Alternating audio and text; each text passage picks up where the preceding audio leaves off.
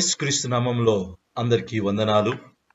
Vision QT fellowship YouTube channel వీక్షకులందరికీ స్వాగతం. ఈ యొక్క జూన్ మాసం నుంచి మనం 1 కొరింథీయులకు రాసిన పత్రిక నుంచి ధ్యానాలు చేసుకుంటాం.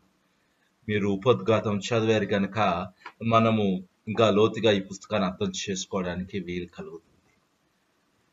1 కొరింథీయులకు పౌలు అనేక విషయాలు రాస్తున్నాడు. 3వ అధ్యాయంలో కూడా చాలా ప్రాముఖ్యమైన విషయాన్ని రాస్తున్నాడు. నేడు మన ధ్యానం కోసం ఏర్పాటు చేసుకున్న వాక్య భాగం ఏమనగా 1 కొరింథీయులకు రాసిన పత్రిక 3వ అధ్యాయం 16 నుంచి 4వ అధ్యాయం 5వ వచనం వరకు ఈ రోజు మనం ఏర్పాటు చేసుకున్న వాక్య భాగం. దయచేసి మీ దగ్గర బైబిల్ ఉంటే తెరవండి, కలిసి 16, 17 మనము చదువుకొని ధ్యానంలోకి వెళ్దాం.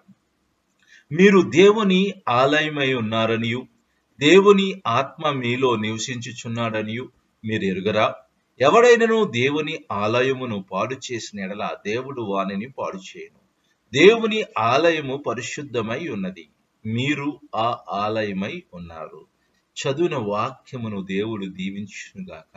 చదివిన వాక్యమును బట్టి మనం ఏర్పాటు చేసుకున్న అంశం ఏమనగా దేవుని యొక్క ఆలయము. ఈ వాక్య భాగము బాగా చదివిన తర్వాత సారాంశాన్ని మనం గమనించినట్లయితే పౌలు ఇక్కడ చాలా ప్రాముఖ్యమైన విషయాన్ని రాస్తున్నాడు. సంఘములో వారు భాగాలుగా విడిపోయారు, ఒక్కొక్క గుంపుగా ఏర్పడ్డారు కనుక వారికి గుర్తు చేస్తుంది ఏంటంటే మనము దేవుని యొక్క ఆలయము, దేవుడు నివసించే ఆలయమే ఉన్నాం కనుక విభాగాలు చెందడము ఆలయాన్ని నాశనం చేసే విధంగా ఉంటుందని, ఒక తీవ్రమైన పాపమని పౌలు కొరింథీ సంఘానికి గుర్తు చేస్తున్నాడు. వారు లౌకిక జ్ఞానము మరియు విలువలను బట్టి వారు గొప్ప చెప్పుకుంటారు. ఎందుకంటే ఈ యొక్క కొరింథీ సంఘము వారి యొక్క జ్ఞానాన్ని బట్టి వారు అతిశయపడుతుంటారు. కానీ దానిలో ఒక ప్రధానమైన లోపం ఏంటంటే వారు గుంపులుగా విడిపోయారు. పేతురు గుంపు అని ఒకటి, పౌలు గుంపు అని ఒకటి, అపోలో గుంపు అనే ఒకటి, వారు విడిపోయినట్లుగా మనం చూస్తాం. ఈ లోక జ్ఞానాన్ని అవివేకంగా మార్చిన దేవుడు జ్ఞానాన్ని గట్టిగా పట్టుకోవాలని పౌలు విశ్వాసులను ప్రోత్సహిస్తాడు కదండి. దేవుని సేవకులను గూర్చి గొప్పలు చెప్పుకోవడం వలనే వారు విభజన ఏర్పడిందని సూచిస్తూ మనుషులను గురించి గొప్పలు చెప్పుకోవద్దని పౌలు వారిని ప్రోత్సహించాడు. అపొస్తలులు మరియు విశ్వాసులకు చెందిన వారు మరియు దేవుని రహస్యములను నిర్వహించే బాధ్యత అప్పగించబడిన క్రీస్తు సేవకులు కాబట్టి వారు ఇతరుల అంచనాలపై కాకుండా దేవుని నుండి తాము పొందిన దీవెనలు, రక్షణను బట్టి వారు దాని మీద దృష్టి పెట్టి జీవించాల్సి ఉంటుందని పౌలు చాలా ప్రాముఖ్యమైన సత్యాన్ని గుర్తు చేశాడు. కనుక మనుషులను బట్టి విభజించబడదు, కానీ దేవుని మీద, దేవుడు నివసించే ఆలయం మనం గనక ఆ విధంగా విడిపోతే ఈ ఆలయము నాశనం అవుతుంది అని పౌలు సూచిస్తూ సంఘానికి చాలా ప్రాముఖ్యమైన విషయాన్ని రాశాడు. ఈ వాక్య భాగమును ఇంకా మనం లోతుగా ధ్యానం చేస్తే దేవుని గురించి గొప్ప సత్యములు మనం నేర్చుకోవడానికి వీలు కలుగుతుంది. ముఖ్యంగా 3వ అధ్యాయం 16 నుంచి 17 వచనం. దేవుని ఆలయము మనము కనుక దేవుని ఆలయాన్ని ఎవరైతే నాశనం చేస్తారో వారిని దేవుడు తీర్పిస్తాడు కదండి. దేవుడు ఆలయాన్ని చాలా పవిత్రంగా పరిగణిస్తాడు కనుక ఈరోజు విషయాన్ని మనం సంఘం అనేది దేవుని ఆత్మ చేత నివసించే ఒక కొత్త ఒడంబడిక కదండి, కొత్త నిబంధన కదండి. ఇది చాలా ప్రాముఖ్యంగా మనం ఆలోచన చేయాలి.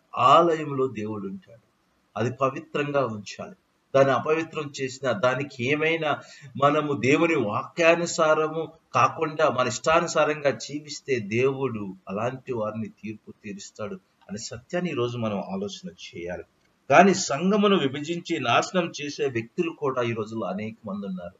స్వలోభం కోసం కదండి, సొంత లాభం కోసం సంఘాలను విభజిస్తున్నారు, సంఘాలను నాశనం చేస్తున్నారు. అలాంటి వారిని దేవుడు విడిచిపెట్టడు, దేవుడు తప్పక వారిని తీర్పు తీరుస్తాడు అనే విషయాన్ని ఈరోజు వాక్య భాగం మనకు గుర్తుచేస్తుంది. దేవుడు తన ఆలయమును, సంఘమును స్థిరంగా ఉంచడానికి వారిని తీర్పు తీరుస్తాడు. ఎందుకంటే సంఘాన్ని సృష్టించింది దేవుడు, సంఘమును ఇచ్చింది దేవుడు. ఎవరైనా సంఘమునకు కీడు చేసిన వారు ఎవరైనా దానిని నాశనం చేసిన దేవుడు వారిని వదిలిపెట్టడు. ప్రియమైన వాళ్ళ ఈరోజు విషయాన్ని మనం ఆలోచించేప్పుడు దేవుడు మనకు నేర్పే పాఠమును గ్రహించడానికి వీలు కలుగుతుంది.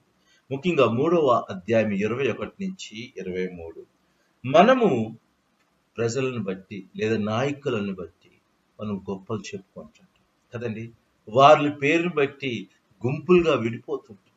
కానీ అపోస్తలు లేదా వ్యక్తులు బట్టి మనం గొప్పలు చెప్పుకోవడం కాదు, కానీ ఇది చాలా సంఘమునకు అపాయకరము, హానికరము అని పౌలు గుర్తు చేస్తారు. మనము నాయకులను అనుసరించవచ్చు. అయితే మనం ఎవరిని క్రీస్తుతో సమానంగా ఎంచకూడదు కదండి. క్రీస్తుతో వారు సమానం కాదు. మనం అనుసరించవలసింది క్రీస్తు. ఆయనే మనకు మాదిరి. ఆయనను మనం అనుకరించాలి. కనుక ఈరోజు నాయకులను బట్టి గుంపులుగా విడిపోవడం అనేది మనకు శ్రేయస్కరం కాదు, సంఘానికి శ్రేయస్కరం. క్రీస్తుని అనుకరించి నడిచినప్పుడు అందరము ఏకాత్మ కలిగి ముందుకు సాగడానికి వీలు కలుగుతుంది. అదే విషయాన్ని సంఘానికి పౌలు రాస్తున్నాడు. ఈరోజు మనకు కూడా గుర్తు చేస్తున్నాడు. ప్రియమైన వాళ్ళారా, ఈరోజు ఆలోచన చేద్దాం. మనము మనుషులను దేవుని కంటే ఎక్కువగా ఎంచుచు లేదా వారిని బట్టి మనం భాగాలుగా విడిపోయి కలహాలు కలిగించడం అనేది మంచిది. మనుషులు విగ్రహాలుగా మారకుండా మనం జాగ్రత్త పడాలి.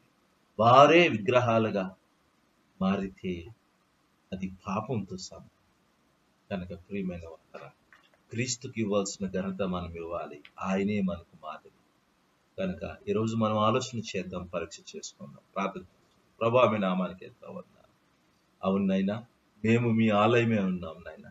ఈ ఆలయాన్ని పవిత్రంగా ఉంచడానికి ప్రభా తండ్రి, నీ చిత్తానుసారంగా జీవించడానికి మాకు సాయం చేయండి.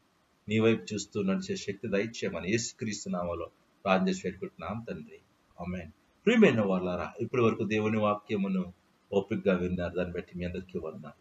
మీ అనుభవాలు మాతో పంచుకోవాలని ఆశపడుతున్నట్లయితే మమ్మల్ని సంప్రదించి దేవుని కృప మీకు ఎల్లప్పుడూ తోడైండును గాక. ఆమేన్.